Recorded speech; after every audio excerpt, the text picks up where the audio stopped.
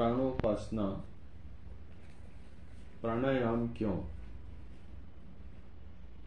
महर्षि दयानंद जी महाराज ऋग्वेदादि भाष्य भूमिका के उपासना विषय में लिखते हैं, सब पदार्थों की सिद्धि का मुख्य हेतु जो प्राण है, उसको प्राणायाम की रीति से अत्यंत प्रीति के साथ परमात्मा में युक्त करते हैं। इसी कारण वे लोग मोक्ष को प्राप्त होके सदा आनंद में रहते हैं। उपासना प्राणों में की जानी है। प्राण कोई हवा आदि पदार्थ नहीं है। बाह्य प्राण सूर्य की रश्मियों द्वारा आंखों के माध्यम से प्राप्त होकर हृदय तक पहुँचते हैं तथा भुक्त जल का सूक्ष्मतम भाग अंतः प्राण ऊपर उठकर हृदय तक पहुँचता है। हृदय प्राण नाड़ियों का संकुल है। यह रक्त प्रेषण करने वाला उपकरण नहीं है। प्राण 5 भागों में विभक्त होकर शरीर में कार्य संपादन करते हैं। प्राणों की उदान वृत्ति होने पर आत्मदर्शन होता है। प्राणों की उदान वृत्ति प्राणायाम से होती है। उसके लिए प्रथम बाह्य वृत्ति प्राणायाम का अभ्यास आवश्यक है। चित्त की वृत्तियों के निरोध को योग कहा गया है तथा चित्त की वृत्तियां प्राणायाम से निरुद्ध होती हैं। महर्षि भाष्य भूमिका में ही प्रच्छर्दन विधारणाभ्याम व प्राणस्य सूत्र की व्याख्या करते हुए लिखते हैं, इस प्रकार बारंबार अभ्यास करने से प्राण उपासक के वश में हो जाता है और प्राण के स्थिर होने से मन के स्थिर होने से आत्मा भी स्थिर हो जाता है। उपनिषद में भी आया है कि मन प्राण के बंधन वाला है। प्राण का वश में होना, स्थिर होना, यह प्राण की उदान वृत्ति से हो सकता है। योग दर्शन में बताया है कि प्राणायाम से आत्मा का अज्ञान नष्ट होता है तथा मन में धारणा की योग्यता आती है। ध्यान व समाधि के लिए धारणा की प्राप्ति आवश्यक है। अज्ञान नष्ट करने तथा धारणा सिद्धि के लिए प्राणायाम आवश्यक है। ईश्वर सत चित आनंद है। आत्मा सत व चित है। प्रकृति सत है। ईश्वर व आत्मा को छोड़कर संसार में जितने भी पदार्थ हैं, वे सब प्रकृति से सत्व रज तम से बने हैं।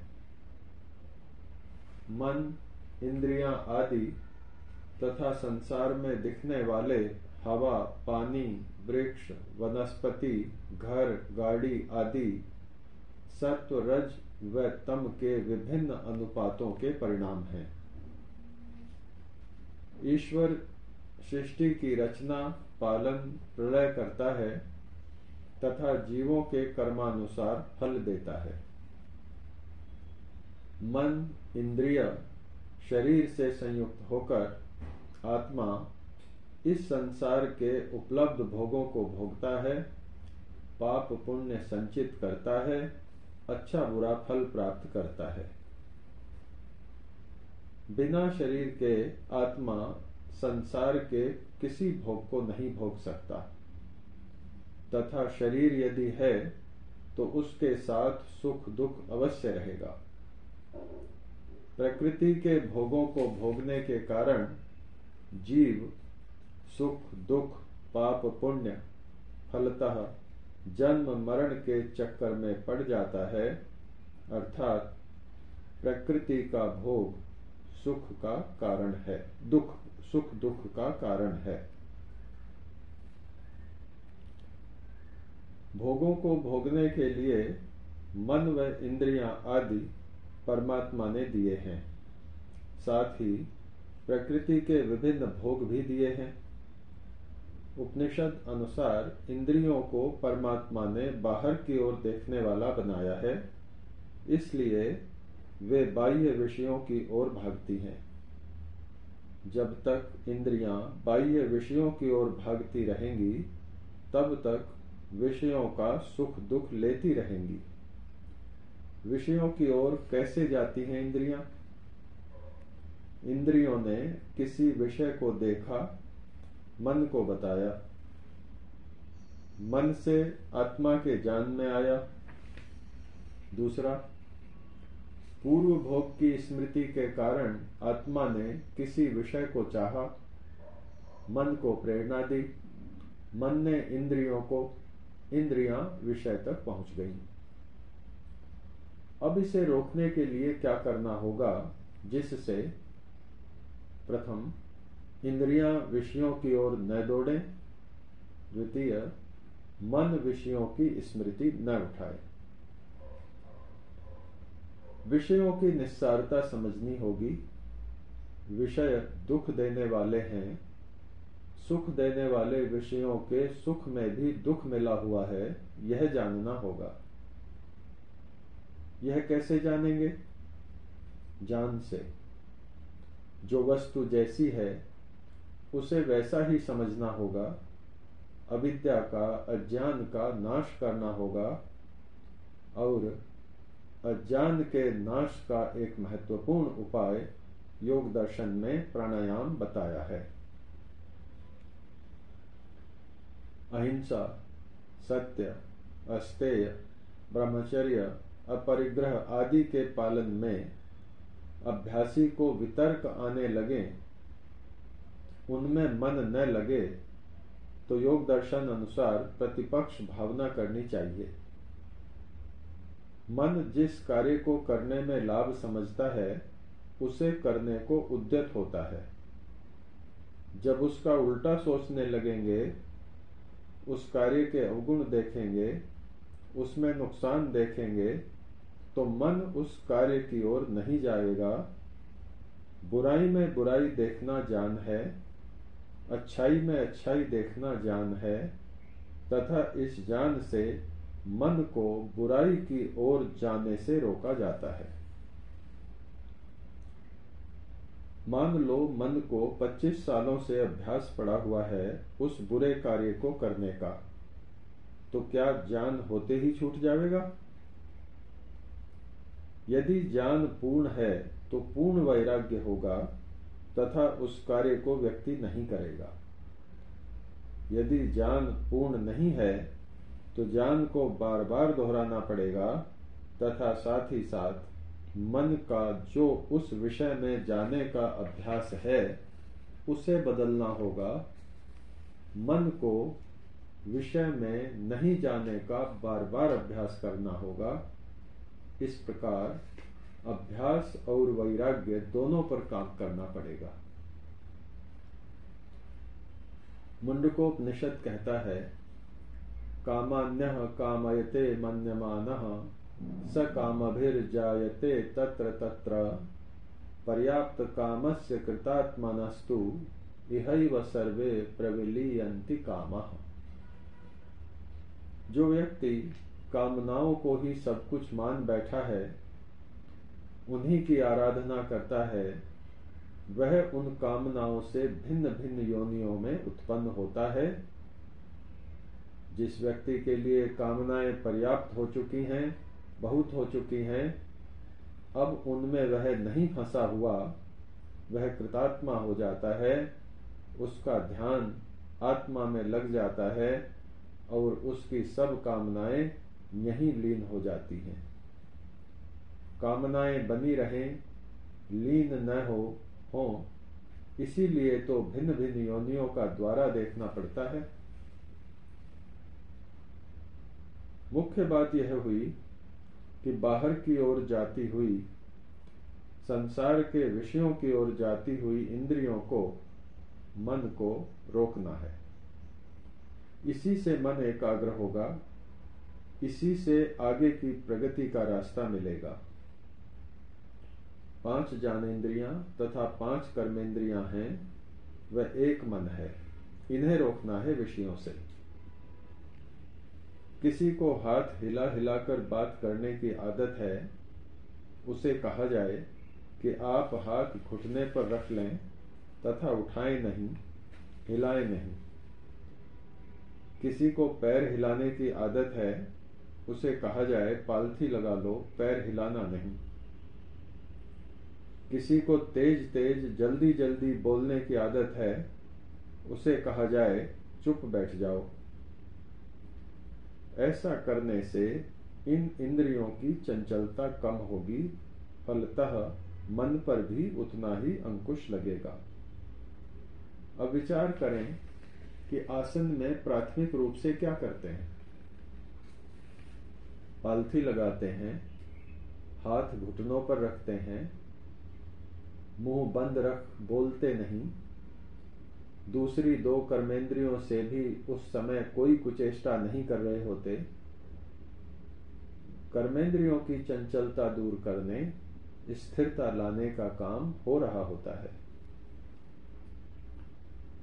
आसन के समय रसना से कुछ खा नहीं रहे, स्पर्श सुख भी कम है क्योंकि हवा कपड़े आदि का ही स्पर्श है। नासिका से कोई गंध जानबूझकर नहीं सूंघ रहे, कानों से जानबूझकर कोई ध्वनि नहीं सुन रहे, नेत्र भी अधखुले या बंद हैं, उनसे कुछ देख नहीं रहे, तो पांचों ज्ञानेंद्रियों को पर्याप्त स्थिर कर लिया। कानों से कुछ आवाज सुनी जाएगी, कपड़े आदि का स्पर्श पता चलेगा, गंध भी यदि उस स्थान पर है तो कुछ अनुभव हो सकती है, परंतु सोच समझकर आसन के समय पांचों ज्ञानेंद्रियों को विषयों में नहीं लगाया जा रहा, क्योंकि आसन के स्थान पर विषयों के आलंबन नहीं है या कम है, तथा उस समय लक्ष्य आसन लगाना है। जब मन कहीं अन्य लगा होता है तो कोई सामने से निकल जाए तो पता नहीं चलता, कोई आवाज दे तो सुनता नहीं, कोई गंध हो तो ध्यान उधर नहीं जाता। आसन में अनंत समापत्ति जब की जाती है तब क्रमशः अभ्यास करते हुए अनंत आकाश में सामने दाएं पीछे बाएं नीचे व ऊपर की दिशा में मन को प्रेषित किया जाता है, तो मन अनंत तक जाता हुआ अंत नहीं पाता। वह मन को उस समय सुनने, स्पर्श करने, देखने, चखने, सूंघने का ध्यान ही नहीं रहता, मन कुछ स्थिर हो जाता है, क्योंकि अनंत समापत्ति में अभ्यासी मन को एक काम दे देता है। जितना जितना अनंत समापत्ति का अभ्यास होगा, अभ्यासी को आसन की सिद्धि उतनी उतनी ही होती चली जाएगी। आसन का अभिप्राय केवल बैठना ही नहीं है, अपितु इंद्रियों व मन का कुछ स्थिरता की ओर बढ़ना है। आसन की सिद्धि के बाद ही प्राणायाम करने का विधान है। योग दर्शन में तस्मिन् सति शब्द आए हैं। आसन से कुछ स्थिरता को प्राप्त करके जब अभ्यासी प्राणायाम करता है तो प्राणायाम का फल शीघ्र प्राप्त होता है। जब व्यक्ति क्रोधादि आवेग में होता है तो श्वास की गति तीव्र हो जाती है। उस समय श्वास को धीरे धीरे लिया जावे, सामान्य से भी कम गति से लिया जावे तो क्रोधादि का विकार कम हो जाएगा तथा कुछ काल पश्चात समाप्त हो जाएगा। जब प्राणायाम में भी प्रथम क्रिया सहज श्वास का अभ्यास करते हैं तो मन की तेजी कम होती जाती है। दूसरी क्रिया थी श्वास को नासिका के बाईं ओर से लेना व दाईं ओर से छोड़ना, दाईं ओर से लेना व बाईं ओर से छोड़ना, वह भी बिना हाथ लगाए। इससे मन की एकाग्रता के साथ साथ प्राण नाड़ियों की शुद्धि होती है। कुछ अभ्यासियों को लगेगा कि बिना हाथ लगाए एक ओर से श्वास कैसे लिया जा सकता है, परंतु यह हो सकता है, होता है। यदि मन की यथेष्ट एकाग्रता है तो हो जाएगा। इस क्रिया का अभ्यास लाभदायी है। नहीं हो पा रहा है तो सतु दीर्घ काल नैरंतर्य सत्कारा सेवितो दृढ़ भूमि ही सूत्र का चिंतन कर उस अनुसार अभ्यास किया जाना चाहिए। बाह्य वृत्ति प्राणायाम से पूर्व इस क्रिया का अभ्यास आवश्यक है, फलदायी है। बाह्य वृत्ति प्राणायाम में धैर्य की आवश्यकता है। धैर्य की आवश्यकता तो अभ्यासी को पूरी साधना में ही है।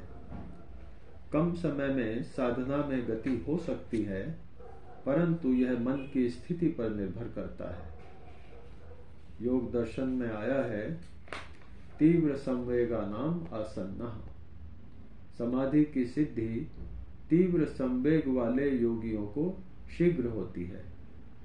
यह सिद्धांत उच्च स्थिति प्राप्त योगियों के साथ साथ अभ्यासियों के लिए भी उतना ही महत्वपूर्ण है। मन की स्थिति ठीक नहीं तो साधना में गति कैसे होगी? मन की स्थिति को सम्यक करने में समय तो लगेगा ही। यदि वर्षों तक मन को बाह्य विषयों में जाने का अभ्यास करा लिया है तो मन को स्थिर करने के लिए कुछ समय तो चाहिए। यहाँ श्रद्धा अभ्यासी को आगे बढ़ने के लिए प्रेरित करेगी। आप्तों पर पूर्ण विश्वास, शास्त्रों की कही बातों पर पूर्ण आस्था यदि होगी तो श्रद्धा बनी रहेगी। आस्था होगी उन शास्त्रों का, आप्त प्रमाणों का बार बार स्वाध्याय करने से, उनकी आवृत्ति करने से।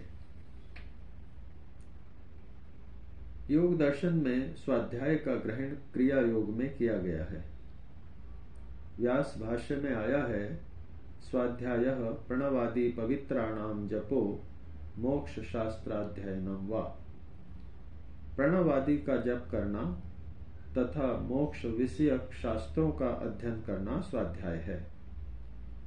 इससे शास्त्रीय सिद्धांतों के प्रति निष्ठा बढ़ेगी, मन में अविश्वास की भावना नहीं आवेगी तथा अभ्यासी अपने साधना पथ पर निरंतर गतिपूर्वक बढ़ता चला जाएगा। मन बार बार जिस काम को करता है वह उसे अच्छा लगने लगता है।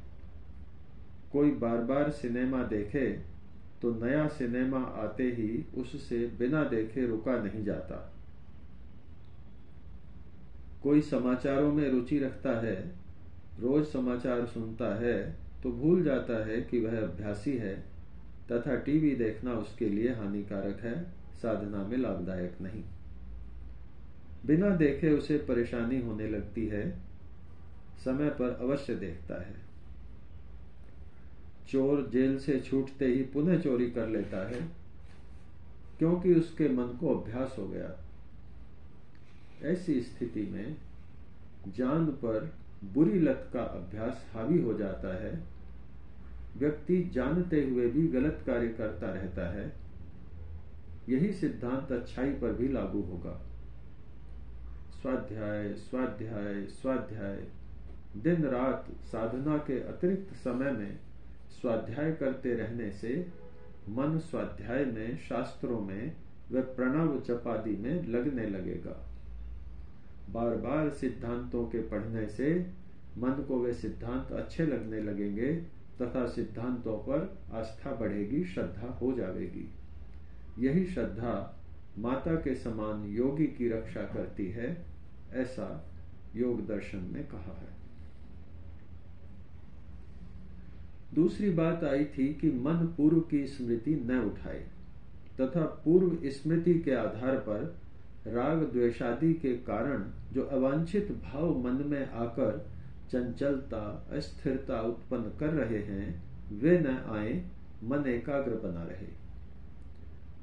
व्यास भाष्य में आया है, प्राणायामानभ्यस्यतो अस्य योगिनः क्षीयते विवेक जानावरणीयम कर्मा।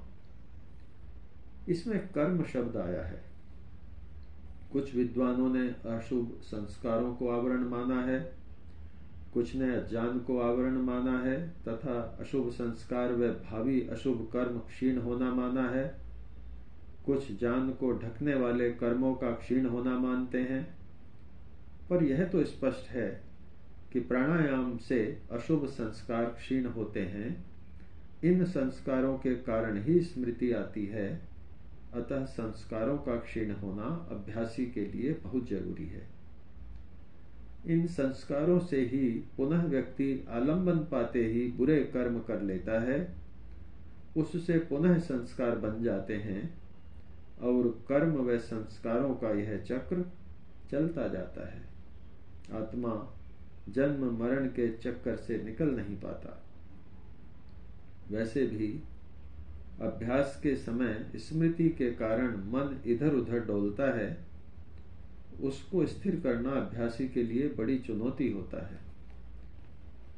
प्राणायाम का अभ्यास इन संस्कारों को क्षीण करने का प्रभावी उपाय है।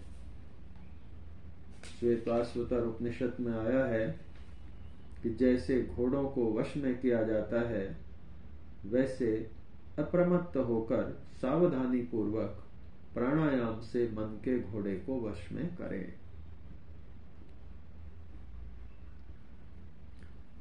प्राणान प्रपीडयेह संयुक्त चेष्टः क्षीणे प्राणे नासिकयोच्छ्वसीत् दुष्टास्वयुक्तमिव वाहमेनं विद्वान मनो धारयेत् अप्रमत्तः। व्यास जी महाराज उल्लेख करते हैं, तपो न परम प्राणायामात् ततो विशुद्धिर्मलानां दीप्तिश्च जानस्य। प्राणायाम से बढ़कर कोई तप नहीं है। प्राणायाम से मलों की शुद्धि होती है तथा ज्ञान की दीप्ति होती है। इंद्रियां विषयों की ओर न जावें, मन स्मृति उठाकर इंद्रियों को विषयों की ओर प्रेषित न करे, इंद्रियां व मन सांसारिक विषयों से विरत हो जावें, यही लक्ष्य है। आसन व प्राणायाम का अभ्यास इसके लिए महत्वपूर्ण साधन है। पूर्ण प्रक्रिया अपनाकर, समझकर, आस्था रखकर निरंतरता से अभ्यास किए जाने की आवश्यकता है। सफलता योगियों को मिलती रही है, आगे भी अभ्यासियों को मिलेगी। कठोपनिषद उद्घोष करती है, यस्तु विज्ञानवान भवति समनस्कः सदा शुचिः स तु तत्पदमाप्नोति यस्मात् भूयो न जायते। जो विज्ञान वाला है, जिसका आत्मा मन के साथ नहीं परंतु मन आत्मा के साथ लगा है, जो पवित्र विचारों को सोचता है, वह उस उच्च पद को प्राप्त कर लेता है जिससे फिर उत्पन्न नहीं होता। आवश्यकता है कि सांसारिक विषयों को जो प्राथमिकता हमने अपने जीवन में दे दी है, उसे उल्टा कर दिया जावे, विषयों को प्राथमिकता से हटा दिया जावे। इंद्रियों को बाहर के विषयों से अंदर की ओर मोड़ दिया जावे। साधना को प्रमुखता दी जावे, उसी के लिए स्वाध्याय किया जावे, उसी के लिए अभ्यास किया जावे। चिंतन, वाचन, कर्म सभी साधना के लक्ष्य को ध्यान में रखकर किए जावे। जो वानप्रस्थ आश्रमी हैं, जिनकी आयु वृद्धावस्था की ओर जा रही है, उनको तो एक तरफा होकर साधनारत हो जाना चाहिए। सांसारिकता व साधना दोनों को थोड़ा थोड़ा करने से तो किसी में भी संतुष्टि न मिलेगी, न ही प्रवीणता प्राप्त होगी। थोड़ा मीठा थोड़ा कड़वा मिलकर मीठा नहीं बनता। अतः अभ्यासी गण सांसारिक विषयों की मृग तृष्णा से बाहर निकलकर मुक्ति गान प्रारंभ कर दो, अभी से प्रारंभ कर दो। शांति और संतोष छोड़ मृग तृष्णा मत पालो, शांति और संतोष छोड़ मृग तृष्णा मत पालो, बुन मकड़ी सा जाल स्वयं को कैद न कर डालो, स्वयं को कैद न कर डालो। आँखों की निर्मल सरिता को गंदी नहीं करो, आँखों की निर्मल सरिता को गंदी नहीं करो। लोभ मोह के छल छंदों में बंदी नहीं करो, अरे हाँ बंदी नहीं करो। मुक्त धरा पर मुक्त गगन में, मुक्त धरा पर मुक्त गगन में मुक्ति गान गालो। बुन मकड़ी सा जाल स्वयं को कैद न कर डालो, स्वयं को कैद न कर डालो। शांति और संतोष छोड़ मृग तृष्णा मत पालो। बुन मकड़ी सा जाल स्वयं को कैद न कर डालो, स्वयं को कैद न कर डालो। तपेंद्र, मई 2018।